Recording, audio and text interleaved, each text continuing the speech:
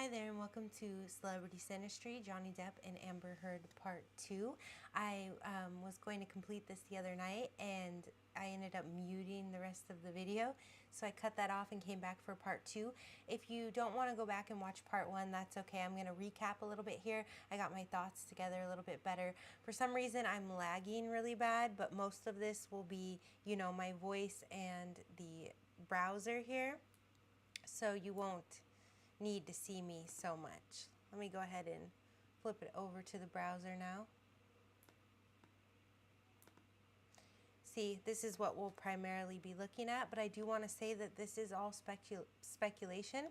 We are looking at what went on between Johnny Depp and Amber Heard in regards to the synastry in astrology. So first of all, we went over their sun compatibility, and Amber's a Taurus and Johnny's a Gemini, so their suns are not compatible. They're not in the same polarity. And their moons are also not, let me go over here. Their moons are also not compatible, which I was saying that moon compatibility leads to, lifelong partnership or soulmate partnership, so, or even twin flame. So those are the relationships that can last, a lifetime, longer than 10 or 20 years. So when we see that Amber's moon is in Libra and Johnny's is in Capricorn, this already gave them about a 10 to 20 year span at maximum without looking at the other aspects that were interplaying with them. So then we looked at sun-moon compatibility, and with this we can see, about a 4 or 5 year relationship lifespan, and they do have that going on. So we confirmed that they, most likely have a 4 to 5 year lifespan of a relationship, right, in their sun-moon contacts. And we also confirmed that they probably wouldn't last more than 10, 20 years maximum. But then we went and we looked and we could see that, I'm going to go over back to this one. We went and we started looking at the aspects. Now, I had rambled on a little bit about something and I couldn't quite remember it the other day, but we're going to get into it in a moment. So we went and looked through their aspects here, and we can see, Sun trine Mars. Amber's Sun is, I like going this way with Johnny first. But Amber's Sun is trine his Mars, so this brings, physical compatibility, attraction, physical attraction. And then we could see that, his Mercury is conjunct his own Venus. Now I want to go over to his birth chart really quick. And this is what I wanted to elaborate on a little bit, that I got a little sidetracked on the first video. So this is Johnny's birth chart. We don't have Amber's birth time, so we only have Johnny's houses here. So we can see how her planets interlaid into his houses and affected him a little bit more than with her. But I do feel that the aspects can tell us a lot as well. So let's go back into this. So here we see that in his 10th house, which is your house of career and public relations, things like that, Johnny has his Venus conjunct Mercury. This is his love language.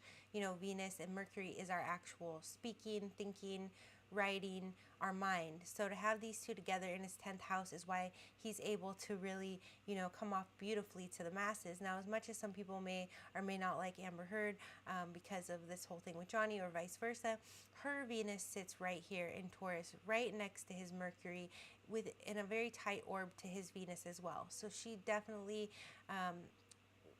was very complimentary to him, and as I mentioned in the last video, Venus is the wife in a man's chart, so she automatically looked like wife to him, and he appeared and she, like I had said, even though she may not be the traditional wife, had felt like playing the wife for him.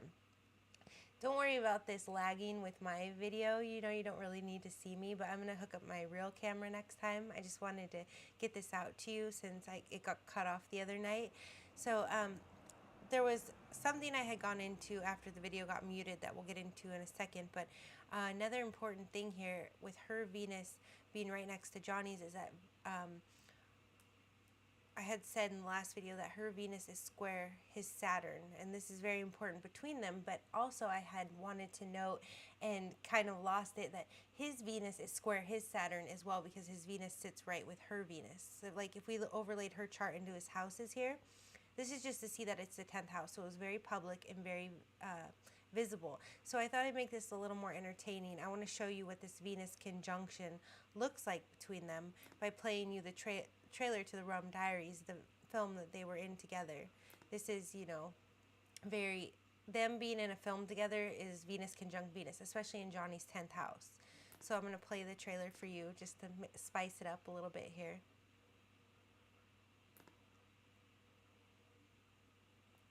Here we go.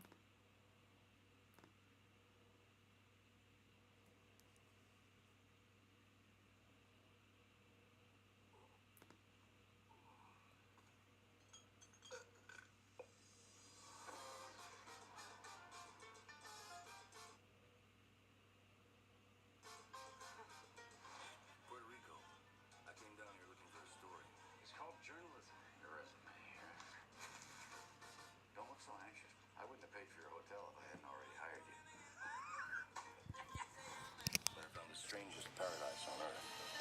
Hey, you made it. But you said you had a TV. The guy across the alley has a TV. I have binoculars. It's where your secrets come to dance. Don't know. Notice the wig. Whoa. And the voodoo works its magic. And if the drinking doesn't get you into trouble, How does anybody drink 161 miniatures? are they not complimentary? Hey, Mama Sita. The women definitely will. I thought maybe you were a mermaid. I'm from Connecticut.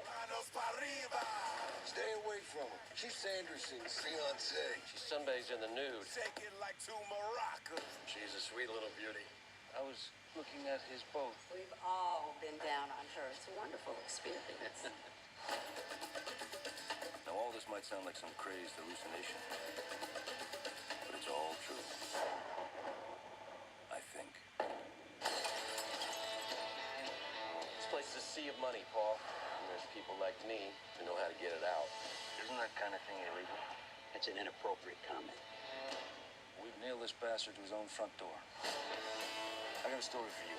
I'm going after him. Are you out of your mind? Beth, you scream before I do.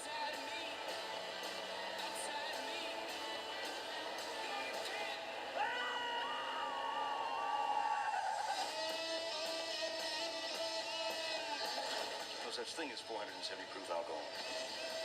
What we do is private. Front seat's gone. I've got a brilliant idea. Try and look normal.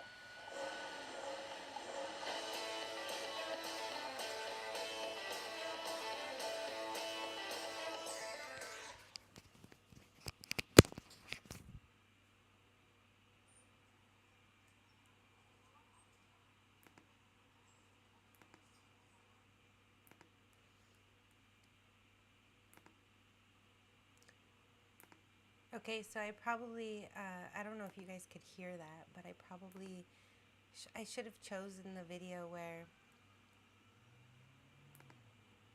it was like all their romantic scenes together, but I thought there would be more of her in that one, but you can see sort of, it's very Venusian. It's all about money and romance, and, you know, Venus is about romance. Even when she touches his leg, that is very much, you know, Venus, earthy energy, sensual touch.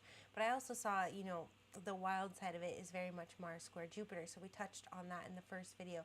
When a couple has Mars square Jupiter, you can go back to the first video, or you can go back to my Are You Wasting Your Time video. But you can see, when they have this, it basically means that usually it's about a 2 to 4 month fling, and then it kind of feels like you've met the one and then it falls apart. Sometimes it can play out over many years where the two come together, but they can't figure out why they can't really get on the same page. Now, it sounds very mild, but it causes great heartbreak and disruption, especially depending on what the other aspects are that the two are missing out on, because usually Mars square Jupiter overpowers any other romantic aspects that would have kept a couple together otherwise. So like that sun-moon conjunction or trining that they have going on that can keep a couple together for 4 or 5 years, Mars square Jupiter will overpower that. So as I had touched on in the first video, I think the only thing that kept them together was this Venus conjunct Venus in Taurus, which is ruled by Venus. a very powerful conjunction for them. Oops, went go down. And so I had said, and this is where I want to go back into Johnny's birth chart really quick. So I'll show you in this chart really quickly to give you a visual first. See, here's her Venus sitting with his Venus and Mercury in Taurus. Now, when we overlay this into his birth chart, we can see that her Venus would be sitting right here. Her sun's actually over here, even closer to his midheaven. So she did bring him more fame. And as I had touched on when I clicked out, I'll just touch on this really quick. The reason that she brought him infamy, if you've been watching the scroller at all, is because his Lilith is in opposition to her Venus, and even his own Venus, but even more directly to her Venus. And so, you know, this IC with his Neptune here, it means Neptune in the 4th house on the IC means that either Johnny had a very he had a very work-oriented childhood. He may have had things happen that he doesn't even remember. He may have had, there could have been drugs and alcohol abuse involved in his family, but if not, his family could have been very spiritual, or there could just have been a lot of like actual spirituality, like witches, astrology, things like that. But Neptune is just very, it's either going to, on the lower vibration, cause, you know, maybe an addict parent. In this 10th, 4th house deals with the father and mother. So, or it could just be his parents were very out there, eccentric, interesting. It is falling in Scorpio. So there could have been some mysteries around money, finances, death. There could have been unknowns there. There's a lot of different ways Neptune in the 4th house can play out, especially with being in Scorpio. But it does make that Johnny had a very interesting childhood, and he may possibly, because Neptune is a fog, he may or may not remember some of that, or it could be a little mixed up to him. Or he could remember it all very clearly, but it was very interesting, which would create, you know, kind of cultivate these interesting characters that he plays. A lot of them he could probably draw upon from his childhood, from his family, from his home, more than he probably speaks about, because Scorpio is also hidden, you know, 8th house stuff. And so he's got his 10th house Taurus here. He just kind of manifests this in a very, you know, in the arts, in a very physical way. And actually Scorpios make very good physical actors as well. Anyway, but okay. So with his Lilith here in opposition to her Venus, because if remember, her Venus would be right here on in his 10th house, his house of career and public relations.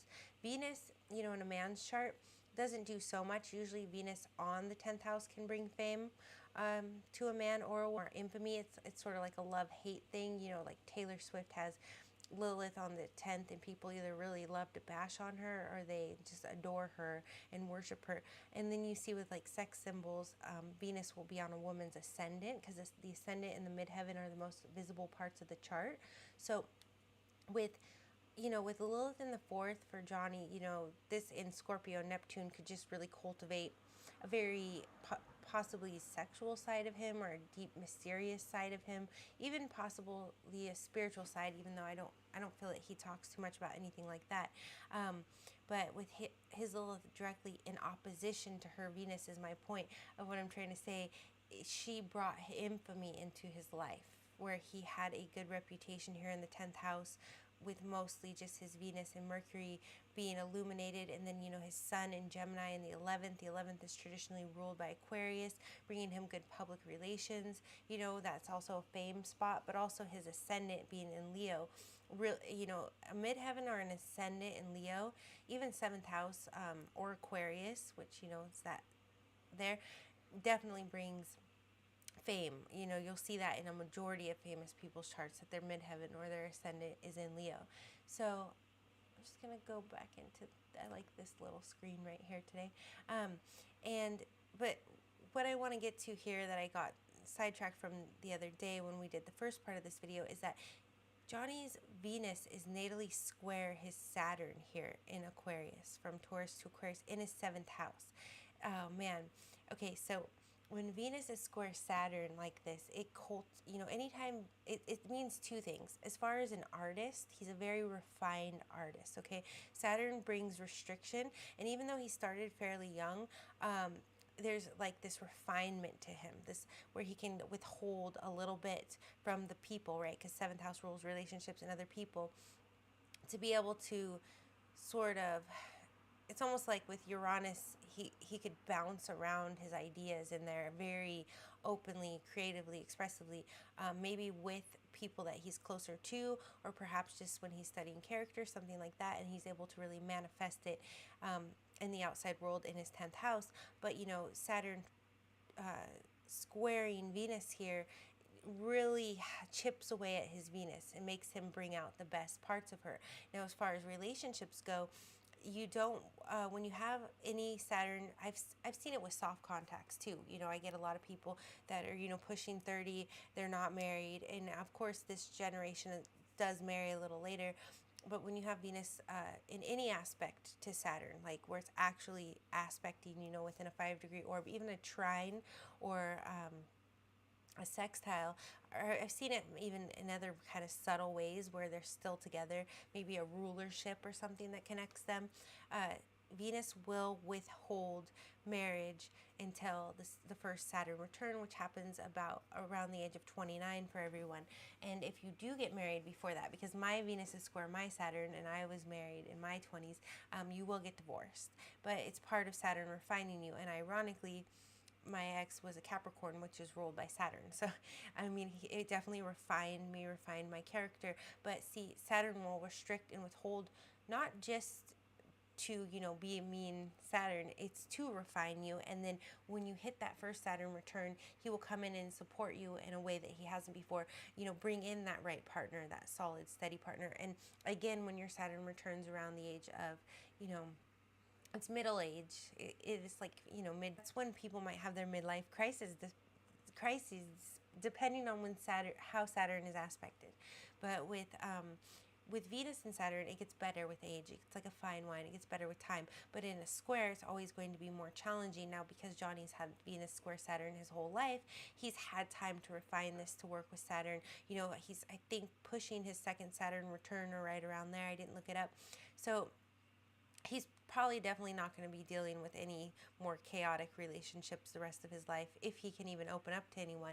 But the interesting thing is that her Venus is square his Saturn as well. So I had said that in the first video, and this is where she could have sort of friend zoned him or been unsure about him, felt like he was a little restrictive, sort of a fatherly figure. I said we need Saturn in a relationship to hold two people together in the first video, and here I had said that I don't think that they have too much, because too much can be burdensome and too heavy for people. After a while he can start to corrode because it's too much Saturn. But now that I look at it again, Venus square Saturn, Saturn square Pluto here, I do feel like even though they have some nice Saturn contacts, that the Saturn energy was a little too heavy here. So I went into this a little more in the first video, Venus square Saturn. Now, this didn't make or break them. This could have been something that, contributed to them breaking up in that 6 to 10 year gap. But they have Mars square Jupiter, which we talked about in the first video. They shouldn't have ever been together. The Mars square Jupiter, to me, it's not written in the stars. I see over and over and over it plays out the same way. And as I said before, because of their vast resources and because their Venuses are conjunct, which Venus is resources, in Taurus, where, the resources flourish, Taurus rules the house of money, they were able to put a lot of wasted energy into Mars square Jupiter trying to make this work, trying to drag out that initial and, really embrace this Venus conjunct Venus love and understanding. But it just wasn't meant to be. And, if they had gone to an astrologist when things first started getting rocky, or one like me, they would know. They probably would have got mad at me because they were so hell-bent on making it work. But, okay, anyways, there was two more that I didn't get to get into in the last video, and it was what finally broke them. Since they were able to overcome Mars square Jupiter for so long, this is where a lot of the battles were coming from. But, it's not one like Mars conjunct Pluto, where we see the two being very toxic, and then everyone around them is like, why are you two still together? And they're inseparable. There's this unbreakable bond. and there's almost can be like a Stockholm syndrome. And we were talking in the first video about how Johnny has Mars conjunct Pluto in his second house. But I feel like that's very unique to him. It may be aspecting her somehow, but without her birth time and stuff, I'm not going to dig too deep into it right now. If I have any epiphanies, I'll make a part 3. But what I really want to get into is what ultimately broke them, since they were able to overcome Mars square Jupiter, even though they were living in the chaos of that. And really trying to embrace this Venus conjunct Venus is what ultimately destroyed them is Saturn square Pluto. Okay, so with Saturn square Pluto, this is a divorce aspect. People can get married with it. Remember when I said, well, if you watched the first video, Mars square Jupiter, I've never seen any couple get married with it. I'm not saying they're not out there, but I've probably seen at least 1,000 of these relationships now with Mars square Jupiter. It's usually the same 2 stories. So this, I give my clients the example all the time when they come to me. My boyfriend broke up with me. Do you think he'll come back? And I look and I'm like, how long have you guys been dating? And they're like 6 months. And I'm like, okay, but when did it really start to fall apart? You know, after 2 to 4 months? Yeah, I mean, he's been difficult. Okay, you two have Mars square Jupiter. You know, you can keep trying to make this work, but just know that the odds are very much against you, basically. And so, you know, that's 2 to 4 months. But with Saturn square Pluto, people can get married. I often see this with divorces. So if someone comes to me and says, you know, I'm having a custody battle and, you know, I need to know, you know, like they're divorced, they're over it. After it's done and they're divorced, they're over each other, you know. They try to destroy each other in the divorce, though. I do see that a lot. It is quite a battle. Saturn square Pluto. Okay, and they can, if they have children or something, they can be friends, you know, once the dust settles, they can be civil. But they won't think of each other the way that they did before as romantically. So this whole divorce, right, and this big legal thing going on, I think a lot of it was stirred up by Mars square Jupiter. A lot of the BS, when we're listening to those videotapes, and I had gotten into this in the last video towards the end, when we're listening to those videotapes and she's like, but you leave and I want you to stay, and then he's like, you know, you're always out with your friends. I don't know if those were their exact words, but I could feel that tension where you can't pin someone down. Even if you get married and live together with Mars square Jupiter, you cannot pin the other one down, and as soon as you do, you'll be the one leaving. And I definitely felt that sort of tug of war with them, which is what stirred up all of this chaos and drama. But when it comes to the nasty, mean divorce, it's Saturn square Pluto. So if you're dating someone and you have this, I would recommend not marrying them and mixing up your resources too much, because one of you at the end of the day is going to lose. Let me just see really quick with Saturn square Pluto what it says in the software, and then I think I touched on most of it. We might go into the North Nodes and Lilith for a moment, but yeah, see here, what does it, sometimes I like to just reference the software too. I thought it had a description. Yeah, okay. Challenging aspect. The relationship can be difficult or destructive at times. Avoid pushing one another. You know, I love how this is so simplified. It can be difficult or destructive at times. This is like the divorce of divorces. This is the difficult divorce. Okay, Saturn square Pluto. A lot of drama when it comes to this divorce, and it is a divorce, and this gives a shelf life of 5 to 6 years. So I said, you know, they had some things working for them for 10 to 20. They had, you know, Mars square Jupiter usually will overpower all the other positives and make them divorce or not even get married, you know, be separated within a few months. But when we have Saturn square Pluto here, this is 5 to 6 years. So I think this is what I was saying in the first video that I didn't get to, is I definitely think that Saturn square Pluto is what finally did them in after approximately 5 years. Because Saturn is the father of time, and so you won't feel him necessarily in the beginning of a relationship. So when he really started to take his hold here, and this was the other thing I wanted to get into with Saturn square Pluto, when Saturn really starts to take his hold over time Saturn gets stronger. That's why it makes people feel duty and obligation to a relationship. That's why when a couple has no Saturn, they may really want to be together, but they just won't feel that duty or obligation, or that for better or worse to work through the hard times. And so this actually helped them probably work through, like be able to have the capacity to work through the Mars square Jupiter stuff that also along with the extreme resources with Venus conjunct Venus. But when it comes to Saturn square Pluto, Saturn and Pluto were father and son, and they fought for the underworld. So they're both lords of the underworld. They're very vicious.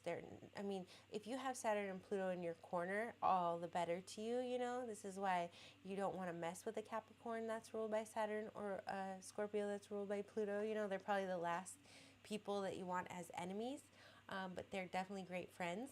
But Saturn and Pluto in themselves do not get along, okay? So like Mars and Jupiter, they get along normally if they're not in a square. So this creates great passion that two people don't want to let go of. But with Saturn and Pluto, they don't usually get along at all. They hate each other. They were ready to kill each other for the underworld. And I don't even remember all of the Greek mythology to that story right now. I should have refreshed, but I heard it by word of mouth. So it's just one that I really like. But with this one, yeah, Saturn and Pluto already hate each other, so to have each other in a square, they will totally destroy each other in divorce court is basically what will happen here.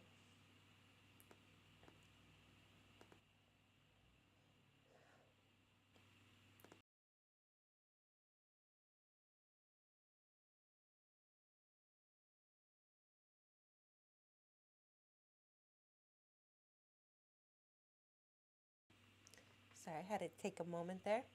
Throat's getting a little dry. All right, so this pretty much was the basis of what I wanted to show you, was their Venus conjunct Venus, how their suns and moons get along. You know, this Mars square Jupiter, and that's why I chose them first, is because Mars square Jupiter, I've never seen any couple get married with it aside from these two. And so that is why I always tell my clients, like, the only couple I've seen get married with this is Johnny Depp and Amber Heard. So if you want to go ahead and look them up and see, you know, how that's going to go for you if you actually get this person, you know, as much as the heartache can be of this potential that we feel is lost normally with Mars square Jupiter right in the very beginning, they definitely, if they see that example, it helps them feel a little better, I believe. I wish that I wasn't so grainy on here. I'll figure it out. I'll get the other camera. Okay, so let's just really quickly go over their Lilith and their North nodes, because North node is the life path, right? And then we saw that she was affecting his Lilith in his chart, so I just want to see if I had any. Let's see if his Lilith is involved here. Go back to this chart where he's first. Okay, so not only is his Lilith opposite her Venus, it's opposite her sun. So she really shined a light with his Lilith being in his 4th house. That's a very private sector of his life, with the 10th house being in opposition to that. Her sun is shining a light now on his Lilith. Anything dark about him, not saying like Lilith doesn't actually mean like he embodies these qualities, but this is, you know, your infamy can be sort of your bad reputation as well, and she's shining a light on that. This is what brought him infamy, being with her. And then with Lilith sextile Neptune here, there was a little bit of a fog, and that was the other thing that got muted out of the last video, so I'm glad I went in to look at their Lilith. Now, as far as her Lilith, oh yeah, his Mars is square her Lilith, and I tell you guys, anytime we see Mars square somebody else's planet or asteroid, it's a rough time, okay? So he definitely could have, I don't know, stirred up a sense of rebellion in her, or even possibly been slightly antagonistic. Maybe this is an example, and this may or may not be true, but this is just what I think of to kind of illustrate this for you. Is we all know that like she's kind of bisexual and had a lesbian lover before and all of this, who she had some, you know, public things with too. You know, his Mars could have come in and, you know, been even jealous of, you know, her relationships with women, or, you know, could have, Mars is more a planet of actions, so I don't feel like it's just something that Mars would have come up against. This is his masculine nature as well, so there could have been a little bit of conflict, and that would be not exactly how it played out, but with her maybe being too independent, or it can even be she doesn't dress this way, but like say a woman like dressed very promiscuously, Mars might be like maybe jealous. It depends if Pluto's involved. But okay, so here we have his moon is with her Neptune. So this is where you hear in the videos where they're, you know, using drugs and they're, you know, always messed up, and but at the same time, even if they're sober, they're going to intoxicate each other here. This is a very, very high connection, very spiritual connection. This is soulmate right here. This with their Venus conjunct Venus, if they didn't have Mars square Jupiter and Saturn square Pluto, like these are definitely ideal aspects to have in love. But with Neptune, you know, the moon, Johnny could have been a little disillusioned. He could have thought that, you know, her moon kind of, he could have sensed that her moon met his in Capricorn, and then he gets to know her moon in Libra, and it's not the way it seemed. Neptune can be, you know, not the way things seem. And then with her Mars being on his moon here, Mars can come off, this is a little bit wider of an orb, like 5 degrees, but Mars on somebody's moon, you know, if it's the woman's moon, which it's not, it's Johnny's moon here, it can cause the man to really want to impregnate the woman, because Mars is like the most masculine, and the moon is very much, the moon is like very feminine, motherly energy. So, but when we have it flipped with the woman's Mars, this is a very aggressive placement. This is like when we have, you know, the woman's Mars conjunct the man's Venus. And it's a strong understanding, but it's just, she would have come off very aggressively towards him. He would have been very sensitive towards her here. And then with Neptune there, he may not have seen that at first. There was a fog, but this is also where they are just very intoxicated around each other. Plus add the Venus-Venus conjunction. These are very strong, intoxicating aspects. And then you add the Neptune fog here. You know, this is where they were getting into some, you know, drug usage here in a very casual way. I'm not passing judgment, but that's where that came from. So the one last thing we'll look at really quickly is their north nodes. I believe her north node is in Gemini. I think I have, see if it says it here, because we don't have her birth time.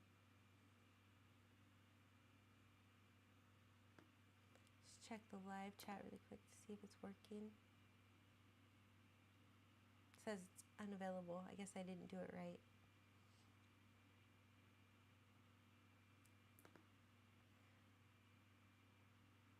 Okay.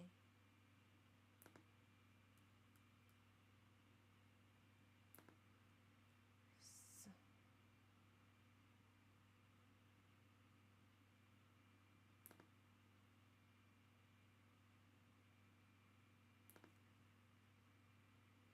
okay. So, go back really quick.